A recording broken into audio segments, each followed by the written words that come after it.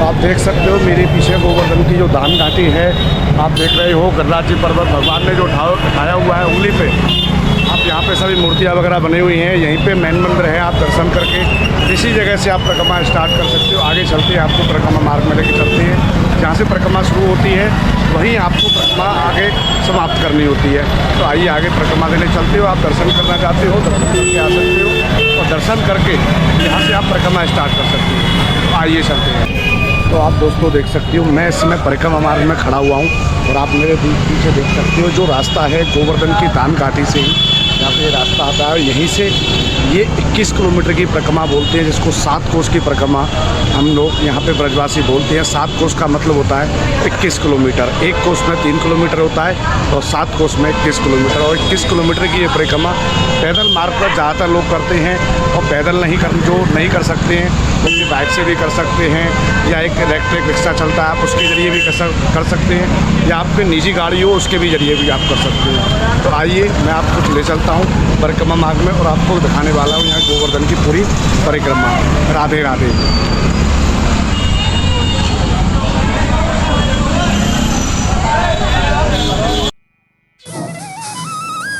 एक समय की बात है, मुनि श्रेष्ठ एक ऋषि थे। पुलस्त्य ऋषि भूतल पर आए। उन्होंने द्रोणाचल के पुत्र श्रेष्ठ पर्वत गोवर्धन को देखा। उस पर्वत पर बहुत शांति थी। उन्होंने द्रोणाचल से गोवर्धन को मांग लिया।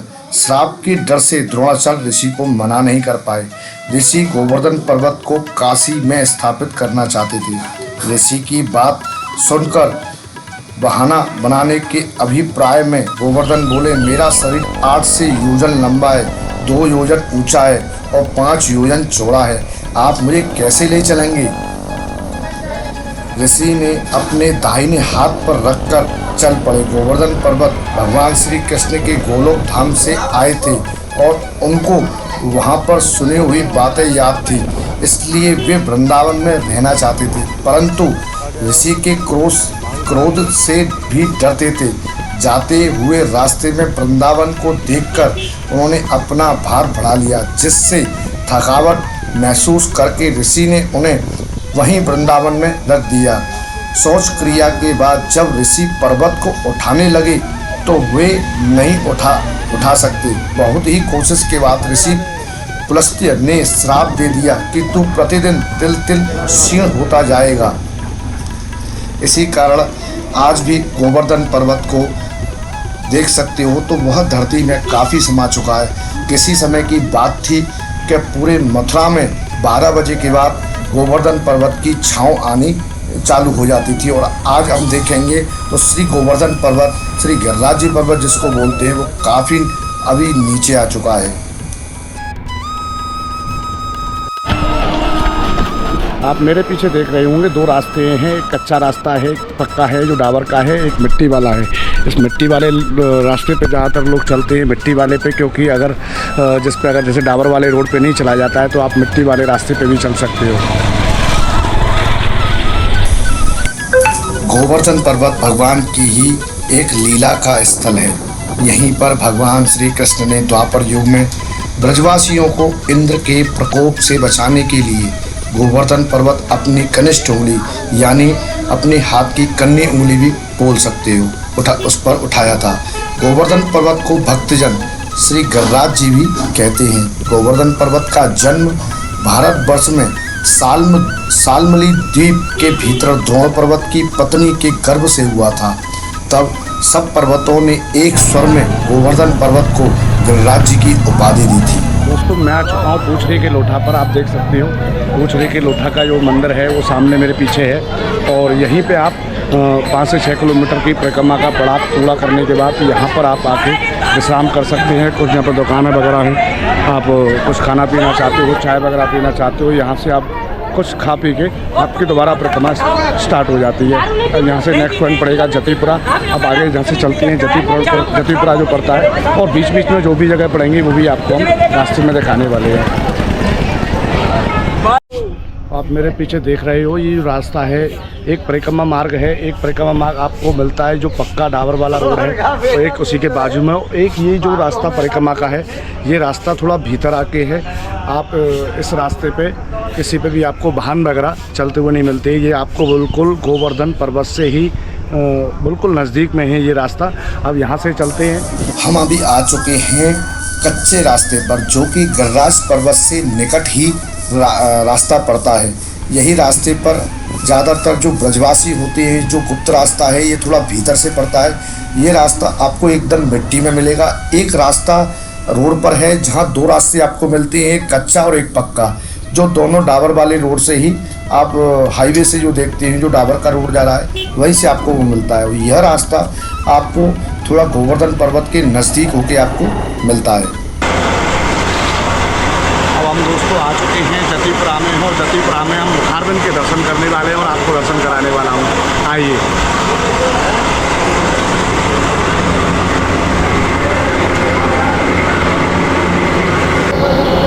शाम हो चुकी है और अभी आरती की तैयारी है, श्रृंगार होगा, श्रृंगार के बाद दर्शन करने वाले हैं। दोस्तों मैं आपको पहले भी बताया है वीडियो में, काफ़ी गर्मी है और गर्मी की वजह से थोड़ी परिक्रमा सुबह के टाइम में, थोड़ी सुबह से और दोपहर तक परिक्रमा थोड़ी शुरू रहती है, और इवनिंग के टाइम में परिक्रमा यहाँ से बहुत तेज़ चलती है। हज़ारों लोग परिक्रमा हर समय करते रहते हैं। परिक्रमा कभी ऐसे नहीं है कि परिक्रमा में कभी कुछ लोग आपको ना देखने को मिले, ऐसा हो ही नहीं सकता। परिक्रमा तो आपको कंटिन्यूस चलती ही मिलेगी। गोवर्धन पर्वत की परिक्रमा आप देखेंगे तो हर साल आपको हर समय निरंतर चलती हुई मिलती है। कुछ महीने गर्मी के ऐसे आते हैं जिनमें परिक्रमा दिन में थोड़ी शांत रहती है और रात्रि के समय यह परिक्रमा फिर से अपने निरंतर रूप में आ जाती है। दोस्तों परिक्रमा को दो भागों में बांटा गया है। परिक्रमा 21 किलोमीटर की ज़रूर है। एक बोलते हैं बड़ी परिक्रमा और दूसरी बोलते हैं छोटी परिक्रमा। तो हम अभी बड़ी परिक्रमा करके आ चुके हैं और छोटी परिक्रमा के लिए हम यहाँ से शुरुआत करने वाले हैं। और आप सामने देख सकते हो ये लिखा हुआ है छोटी परिक्रमा मार्ग, और यहाँ से अपनी छोटी परिक्रमा स्टार्ट हो जाती है और यहाँ से छोटी परिक्रमा हम लगाने वाले हैं। तो आइए यहाँ से चलते रहते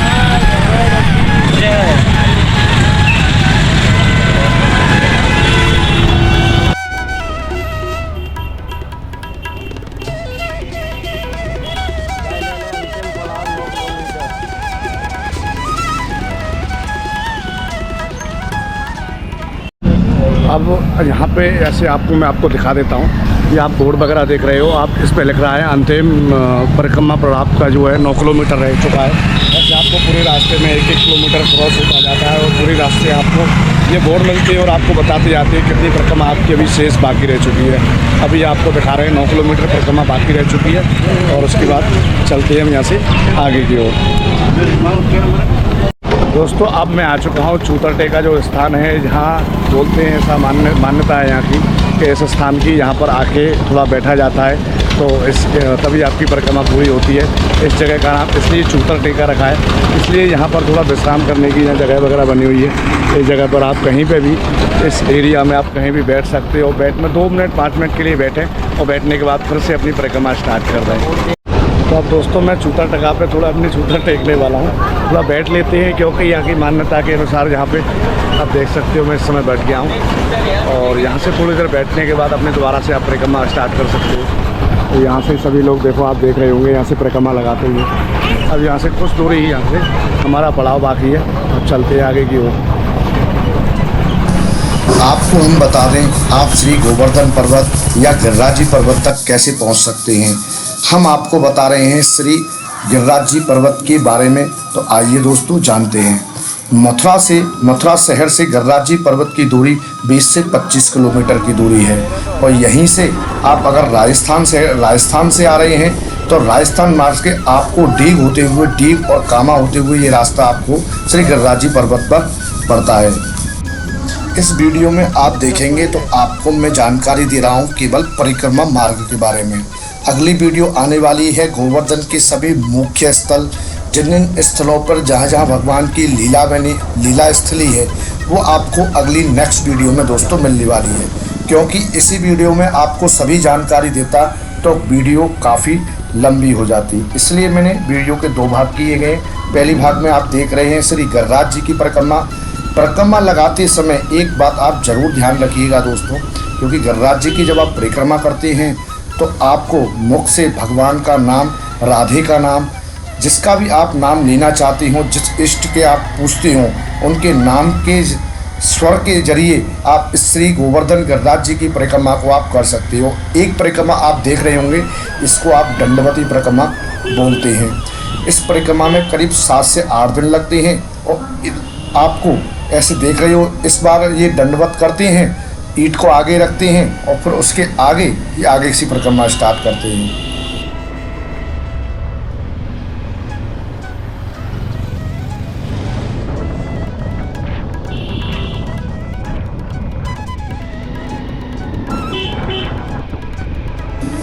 और दोस्तों, मैं अब परिक्रमा मार्ग के अंतिम पड़ाव पर आ चुका हूँ। मैं इस समय हूँ राधा कुंड में। तो हम राधा कुंड की गलियों में होके निकलने वाले हैं और आपको दिखाने वाले हैं राधा कुंड। तो राधा कुंड आप देखिए, क्योंकि राधा कुंड जब आप पहुँचते हो तो आपको कोई डाबर का या कोई बड़ा रोड नहीं मिलता, आपको राधा कुंड की कुंज गलियों में होके आपकी परिक्रमा होती है दोस्तों। तो आइए, हम आने वाले हैं राधा कुंड की गलियों में। राधा कुंड, श्याम कुंड, गिरी गोवर्धन, मधुर मधुर बंसी बाजे, यही है वृंदावन। दोस्तों, यह आपको ब्रज क्षेत्र, आपको पूरे ब्रज क्षेत्र में गोवर्धन हो, वृंदावन हो, मथुरा हो, गोकुल हो, आपको श्री कृष्ण की बंसी की मधुर धुन आपको इस परिक्रमा मार्ग में भी आपको सुनाई देती है दोस्तों। इसी बात से इस गिरिराज जी पर्वत को बहुत ही मान्यता दी गई है। एक मेला आता है मुड़िया पूनों का मेला, जिसको गुरु पूर्णिमा के नाम से जानते हैं सभी लोग। गुरु पूर्णिमा के दिन इस गोवर्धन पर्वत पर आप परिक्रमा लगाने वाले भक्तों की संख्या जानकर हैरान हो जाओगे। करीब 60 से 70 लाख एक दिन में यहाँ पर सभी भक्तजन श्री गिरिराज जी की परिक्रमा करने आते हैं दोस्तों। इसको एक छोटा महाकुंभ के नाम से भी जाना गया है। दोस्तों, हम आ चुके हैं राधा कुंड की गलियों में। तो आप राधे राधे कमेंट में ज़रूर लिखिएगा, क्योंकि आप राधे राधे कमेंट में लिखते हो वो मेरे दिल में जाके लगता है राधे राधे। और आपके लिए मैं आगे से ऐसे ही वीडियो बनाने के लिए धार्मिक, भगवान कृष्ण के मथुरा से जुड़ी हुई सभी धर्म स्थलों की वीडियो आपको मैं देता रहूँगा। तो आइए, राधा कुंड की गलियों में हम चल रहे हैं दोस्तों और राधे राधे बोलते जा रहे हैं। राधे राधे, राधे राधे, राधे राधे।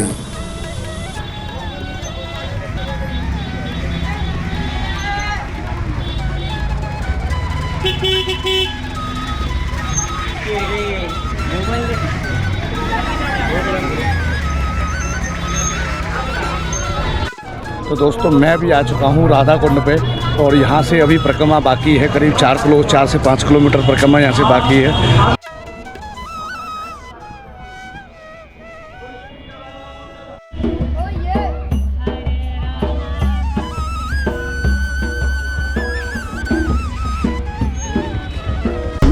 आप देख सकते हो राधा कुंड की ये छोटी छोटी गलियां हैं और छोटी छोटी गलियों में होकर परिक्रमा पूरी होती है दोस्तों।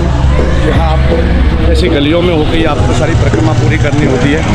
तो मैंने बताया कि ज़्यादातर गर्मियों में तो रात में ही लोग परिक्रमा करते हैं और इन दिनों में अगर दिन में अगर परिक्रमा ज़्यादातर होती है तो विंटर सीजन होता है, सर्दियों के दिनों में वो परिक्रमा ज़्यादा लगाते हैं लोग।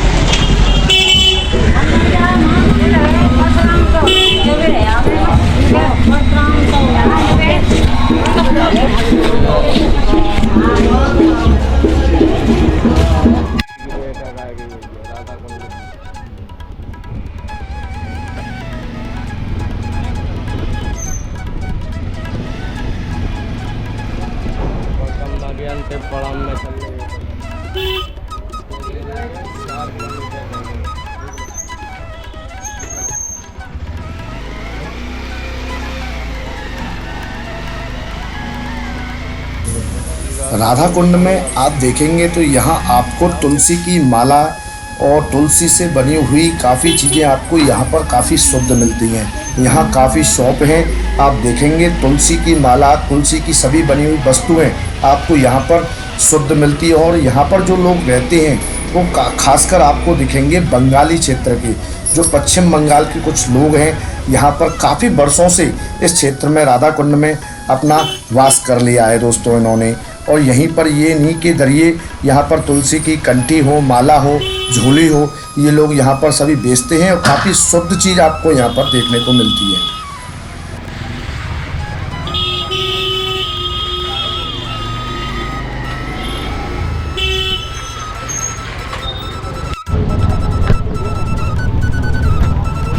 दोस्तों अब मैं आ चुका हूँ यहाँ के कुसुम सरोवर पर, और कुसुम सरोवर आप देख सकते हो यहाँ पे काफ़ी लाइटिंग होती है, क्योंकि यहाँ काफ़ी फाउंटेन वगैरह लगे हुए हैं। आपको दिखा देता हूँ एक बार।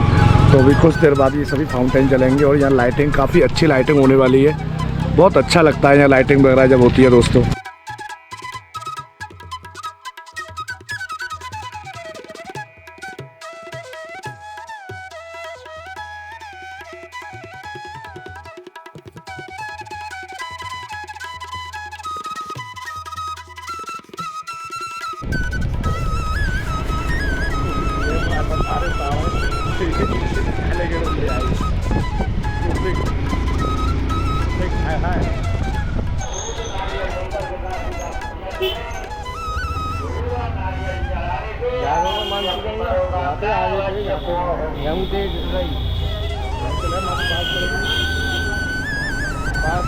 बाजार में पड़ेगी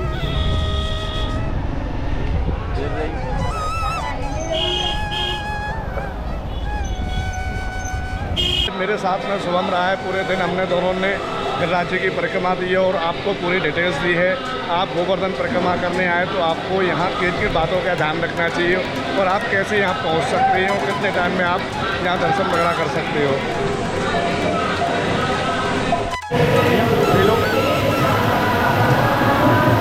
आप देख सकते हो मेरे पीछे मानसी गंगा है। तो मानसी गंगा की सभी जो धाराएँ हैं, आप डायरेक्ट तो कुंड वगैरह में यहाँ पे छलांग लगा के नहीं ना सकते हो, या घाट वगैरह नहीं है। आपको यहाँ पर ऐसी सुविधा की गई है कि आप दर्शन करने के बाद आपकी परिक्रमा पूरी होती है। परिक्रमा पूर्ण होने के बाद यहाँ स्नान कीजिए। स्नान करने के बाद आप यहाँ से कुछ प्रसाद वगैरह लगा सकते हो, भोग प्रसाद वगैरह यहाँ लगा सकते हो।